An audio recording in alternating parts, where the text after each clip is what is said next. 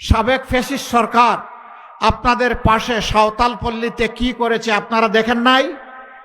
তারা কি আমাদের ভাই না, বোন না? তারা কি এই দেশের নাগরিক না? আমরা তাদেরকে কথা দিচ্ছি, আমরা সবাইকে বুকে ধারণ করে সামনে আগাবো ইনশাআল্লাহ। আমরা সকলের নিরাপত্তা এবং অধিকার নিশ্চিত করব ইনশাআল্লাহ।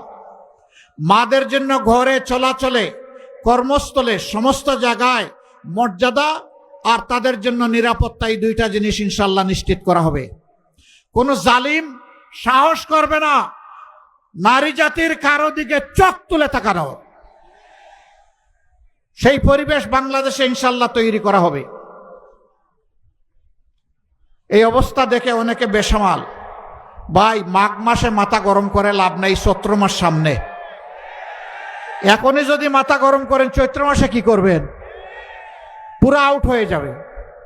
ঠান্ডা রাখেন, ঠান্ডা রাখেন, মানুষকে বুঝার চেষ্টা করেন। মানুষ কি ভাবছে কান পেতে শুনেন। দেশ বাঁচবে, আপনিও বাঁচবেন, সবাই বাঁচবে। এই ভোটটা আগামীতে হবে ইনশাআল্লাহ ইনসাফের প্রতীকে। আমরা 11 দল যে যেখানে সমন্বয় করে আমরা নিয়েছি, যাকে যে মার্কা যেখানে তুলে দেওয়া হয়েছে, এটা আমাদের 11 দলের মার্কা। নওগাঁয় সব কয়টি আসনে আল্লাহর মেহেরবানি এখানে দাড়িপাল্লা। আমি এখন সেই দাড়িপাল্লা সবার হাতে এক এক করে তুলে দেব। আপনারা কি দাড়িপাল্লার সাথে আছেন? আছেন আপনারা সবাই? লড়ে যাবেন বিজয়ের জন্যে, মানবতার বিজয়, দুঃখী মানুষের বিজয়, মজলুমদের বিজয়, জনগণের অধিকার প্রতিষ্ঠার বিজয়, জনগণের রাষ্ট্র কায়েমের বিজয়।